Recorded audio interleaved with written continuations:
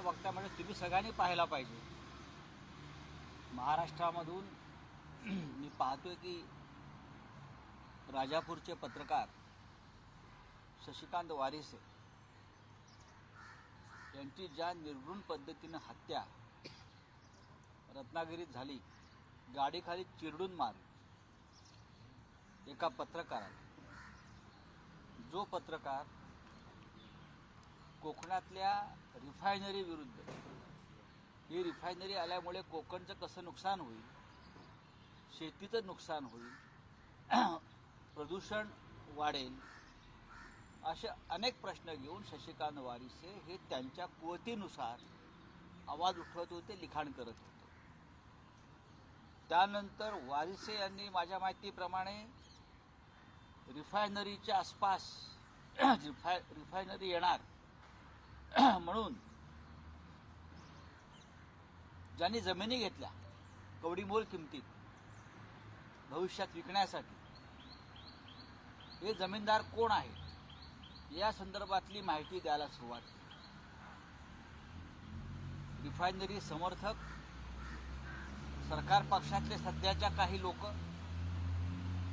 रत्नागिरीतले काही राजकारणी यांचं या प्रकरणामध्ये जमिनी घेण्यामध्ये कसं सोटेलोट आहे. परप्रांतीयांबरोबर राजापुरात, नाणारच्या आसपास अब्जावधी रुपयांच्या जमिनींचे व्यवहार झाले. त्या संदर्भात शशिकांत वारसे यांनी बोलायला आणि लिहायला सुरुवात केली आणि त्याच्यामुळे ते त्या भागातल्या काही राजकारण्यांच्याही डोळ्यात खुपत होते. जे राजकीय पालकमंत्री सध्या आहेत, ज्यांनी सुपारी घेतलेली आहे रिफायनरी आणणारच, किंवा तिथले जे केंद्रीय मंत्री आहेत आणि त्यांचं कुटुंब आहे, काय झालं तरी विरोध मोडून काढून आम्ही रिफायनरी आणणारच. मी काय म्हणतो तुम्हाला कळेल. आंगणेवाडीच्या जत्रेत महाराष्ट्राचे उपमुख्यमंत्री व गृहमंत्री श्री देवेंद्र फडणवीस यांनी एक जाहीर सभा घेतली आणि त्या सभेमध्ये रिफायनरीच्या विरोधकांना धमक्या दिल्या आणि रिफायनरी करून दाखवतो, कोण आडवं येतंय पाहू, अशा प्रकारची भाषा. आणि लगेच दुसऱ्या दिवशी शशिकांत वारिसे यांची हत्या झाली. ही अत्यंत गंभीर गोष्ट. 24 तास आधी राज्याचे गृहमंत्री सांगतात रिफायनरीला कोण आडवं येतंय ते पाहू, आणि दुसऱ्या दिवशी रिफायनरीला आडवा येणारा एक तरुण पत्रकार मारला जातो. याचे काय संबंध लावायचे? हा योगायोग समजायचा की अजून काय समजायचं? या महाराष्ट्रात आणि या देशामध्ये कालपर्यंत जे आपल्या विरोधामध्ये आवाज उठवतील, जे आपल्या विरोधात लिहितील आणि बोलतील, जे आपल्या विचारांचे नाहीत, त्यांना ED, CBI, police, income tax अशा यंत्रणांच्या माध्यमातून अडकवलं जात होतं, तुरुंगात पाठवलं जात होतं. आता हे सरकार एक पाऊल पुढे गेलंय. आता आपल्या विरुद्ध बोलणारे, लिहिणाऱ्यांच्या हत्या होऊ लागल्या आहेत. ही या महाराष्ट्राच्या कायदा आणि सुव्यवस्थेची परिस्थिती आहे. ही झुंडशाही आहे, ही गुंडशाही आहे जी महाराष्ट्रात सुरू झालेली आहे. कोकणामध्ये पत्रकारितेला फार मोठी परंपरा आहे. पत्रकारितेची सुरुवातच मुहूर्तमेढ, दर्पणकार बाळशास्त्री जांभेकर कोकणातले, लोकमान्य टिळक कोकणातले, आम्ही सगळे कोकणातलेच आहोत. फार मोठी परंपरा आहे. त्या कोकणामध्ये एका पत्रकाराची हत्या झाली. मी या हत्येचा संबंध कोकणामध्ये गेल्या 25 वर्षात झालेल्या हत्येशी जोडतो आहे. मी फार गांभीर्यानं आणि जबाबदारीनं बोलतो आहे. श्रीधर नाईक आहे, श्रीधर नाईक असतील, सत्यविजय भिसे असतील, अंकुश राणे असतील, सातत्यानं शिवसैनिकांवर त्या काळात झालेले हल्ले असतील, आणि हा काल झालेली हत्या शशिकांत वारसेची, त्याचं झालेलं हौतात्म्य म्हणतो मी, हे एकाच मालिकेत आहे. ज्या आरोपीला आता अटक केलेली आहे त्या आरोपी मागचे खरे सूत्रधार कोण आहेत हे उपमुख्यमंत्र्यांना आणि मुख्यमंत्र्यांना माहिती आहे. आतापर्यंत हा अटकेत असलेल्या आरोपीने किती जणांवरती अशा प्रकारचे हल्ले केले आहेत सुपाऱ्या घेऊन आणि कोणाच्या सांगण्यावरून केले आहेत हे सुद्धा गृहमंत्र्यांना पक्क माहिती आहे. त्यांनी नुसतं हे प्रकरण गांभीर्याने घेतलं असं बोलू नये. या हत्येमागच्या सूत्रधाराला सुद्धा त्यांनी अटक केली पाहिजे, पकडलं पाहिजे. कोकणामध्ये सरकार बदलताच कोकणामध्ये परत एकदा हत्येचं सत्र सुरू झालेलं आहे. हे अत्यंत गंभीर आहे. काल या संदर्भात आम्ही पक्षप्रमुख उद्धव ठाकरे यांच्याबरोबर चर्चा केली आणि हा विषय आम्ही अत्यंत गांभीर्याने घेतो. आज मी मुख्यमंत्र्यांना पत्र लिहिलेलं आहे. मुख्यमंत्र्यांना विरोधी पक्षाच्या नेत्यांना भेटण्यासाठी अजिबात वेळ नाही आहे. नाही तर आम्ही त्यांना प्रत्यक्ष भेटलो असतो जाऊन आणि आमच्याकडली माहिती त्यांना दिली असती. पण मुख्यमंत्री वेगळ्याच कामात अडकलेले आहेत. आम्ही त्यांच्याकडे वारंवार वेळ मागतोय, ते वेळ देत नाही आहे. पण शशिकांत वारिसेचं सांडलेलं रक्त आम्ही वाया जाऊ देणार नाही. कारण शशिकांत वारिसे हे कोकणातील हजारो लाखो रिफायनरी विरोधकांच्या आवाज म्हणून काम करत होते आणि त्यांचा आवाज अशा प्रकारे बंद करण्याचा प्रयत्न झाला. आम्ही राज्याच्या गृहमंत्र्यांना पत्र लिहिलं. हे पहिलं पाऊल. आज आमचे त्या भागाचे खासदार विनायक राऊत, राजापूरचे आमदार राजन साळवी हे शशिकांत वारिसे यांच्या कुटुंबियांना भेटणार. त्यानंतर पुढली रणनीती काय असेल ते आम्ही ठरवू. पण वारिसे यांच्या खुनामागचे खरे सूत्रधार हे जोपर्यंत तुरुंगात पाठवले जात नाही तोपर्यंत आम्ही या विषयावरती आवाज उठवत राहू. आणि लवकरच ही सगळी माहिती आम्ही केंद्रीय गृहमंत्र्याला पाठवू नक्कीच. आणि इतर लहान सहान बाबतीत जे SIT वगैरे स्थापन करतात, आमची मागणी आहे केंद्रीय गृहमंत्रालयानं स्पेशल टीम इथे पाठवावी आणि या फक्त शशिकांत वारिसेच्या हत्येच्या नाही तर याआधी झालेल्या 4-5 हत्येंचा सुद्धा एकत्रित तपास करावा आणि सूत्रधारांचा शोध घ्यावा अशी मागणी आम्ही करतोय. आणि लवकरच त्या संदर्भात तुम्हाला आमची पावलं पडलेली दिसतील. बोलिये. मोठा घोटाळा असेल रिफायनरीच्या जमिनी संदर्भात. हा मोठा आर्थिक घोटाळ्यातून ही हत्या झालेली. रिफायनरीला जे विरोध करतायत त्यांना मोडून काढू, त्यांना चिरडून टाकू, त्यांना उद्ध्वस्त करू अशा प्रकारची भाषा यासाठी केली जाते कारण रिफायनरी समर्थकांच्या नात्यागोत्यात, मित्रपरिवारात, व्यापार उद्योगातल्या असंख्य लोकांनी रिफायनरीच्या आसपास जमिनी खरेदी केलेल्या आहेत. हे जमीनदार कोण याची यादी लवकरच आम्ही जाहीर करू. हे जमीनदार कोण, मी परत रिपीट, हे जमीनदार कोण, कोकणातले, यांची यादी आम्ही लवकरच जाहीर करू. पण शशिकांत वारिसे याचं हौतात्म्य आणि बलिदान शिवसेना वाया जाऊ देणार नाही. बोलिए, आप बताइए, पूछिए.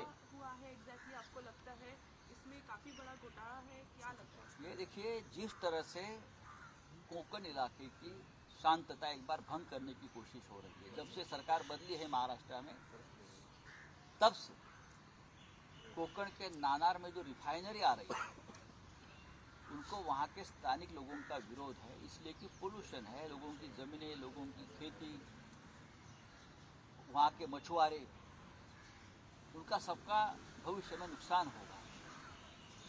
खेती खत्म होगी, मछुआरों की भी रोजी रोटी खत्म हो जाएगी और बहुत सी बातें हैं. पोल्यूशन से बहुत सी बीमारियां बढ़ेगी. ये लोगों के मन में है. स्थानिक लोग विरोध करते हैं इसलिए शिवसेना उनके साथ है. लेकिन जब से सरकार बदली है तब से इस राज्य के मुख्यमंत्री, इस राज्य के उपमुख्यमंत्री, वहाँ के केंद्रीय मंत्री बार बार धमका रहे हैं कि किसी भी हालत में हमें रिफाइनरों को यहाँ लेकर आएंगे, अगर विरोध करेंगे तो विरोध तोड़ देंगे, खत्म कर देंगे. इस प्रकार की धमकियां अगर सरकार की तरफ से दी जाती है तो वहाँ के जो गुंड है, झुंड है, उनको ताकत मिलेगी. 15 दिन पहले वहाँ एक यात्रा हो गई रिलीजियस, आंगणेवाड़े की यात्रा हुई. वहाँ मुंबई से हजारों लोग वहाँ जाते हैं. वहाँ गृह मंत्री और आज के डिप्टी सीएम ने एक जाहिर सभा ली, एक रैली कर ली। रैली में बताया रिफाइनरी लेके आएंगे हम, कौन रोकता है देख लेंगे। और ये वक्तव्य करने के बाद 24 दिन में रिफाइनरी को विरोध करने वाले एक युवा पत्रकार शशिकांत वारसे की बहुत ही निर्घृण निर्मम तरीके से हत्या होती है। उसका मतलब क्या है? ये महज एक योगायोग नहीं है। उसका मतलब क्या है? इस हत्या के पीछे एक बड़ा सूत्र है। और मैं क्या बोल रहा हूँ डिप्टी सीएम को मालूम है, गृह मंत्री को मालूम है मेरी उंगली किसके तरफ है। अब तक कोकण में 25 साल में जितनी हत्याएं हुई है राजनीतिक, उस कड़ी में ये भी हत्या है। तो सूत्रधार कौन है उसकी जांच होनी चाहिए। मैंने आज बयान सुन रहा था मैं गृह मंत्री जी का कि हम किसी को छोड़ेंगे नहीं, आपने छोड़ दिया है। और शिवसेना इस पत्रकार का बलिदान व्यर्थ जाने नहीं, मैं आपको ये बताना चाहता हूँ।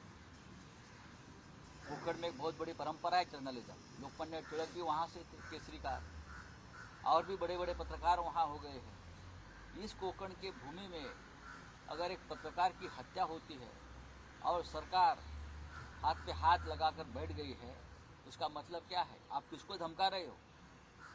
आज मुंबई में कल पत्रकारों ने आंदोलन किया है, दिल्ली के प्रेस क्लब ने भी उसका धिक्कार किया है। नेशनल लेवल, इंटरनेशनल लेवल पर इस हत्या की दखल ली है। पूरे देश में इस हत्या की चर्चा चल रही है। मेरा इतना ही कहना है, अब तक जो हत्याएं हुई है कोकण में, उस हत्या का ये अगली कड़ी।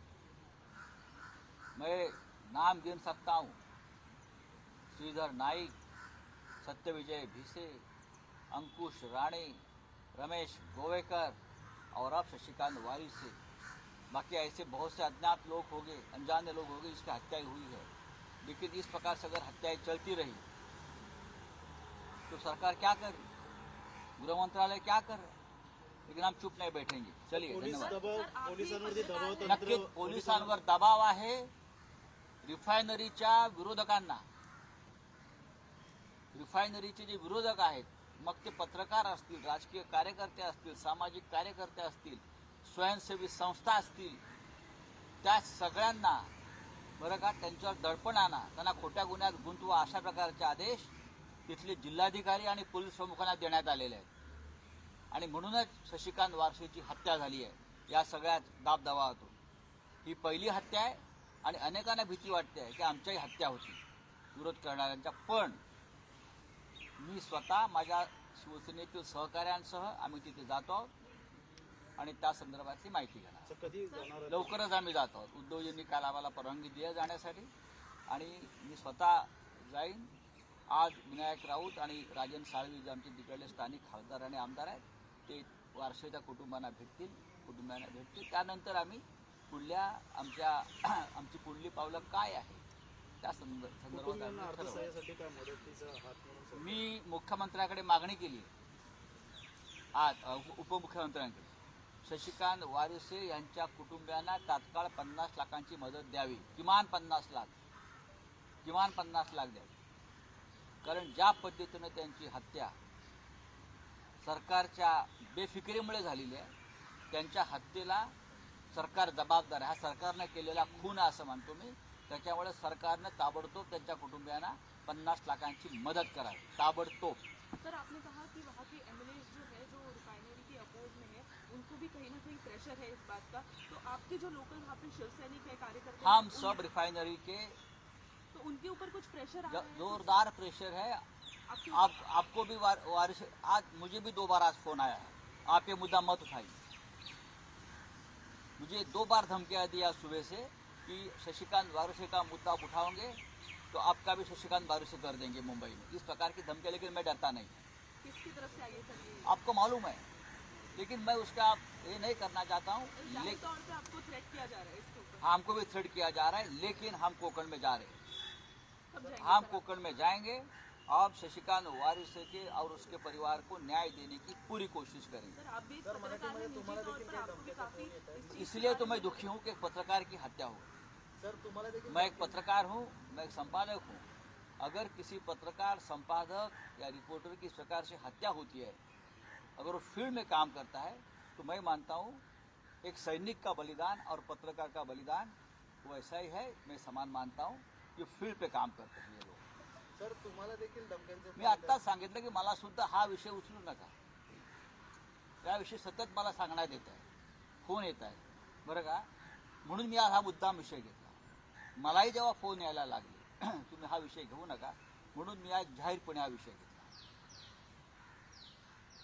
आणि आम्ही कोकणात जातो आहोत आणि आता शशिकांत वारिसे यांना न्याय मिळाल्याशिवाय आम्ही स्वस्थ बसणार नाही. धन्यवाद. लोकशाही मराठी ऐका, पहा, जागरूक रहा.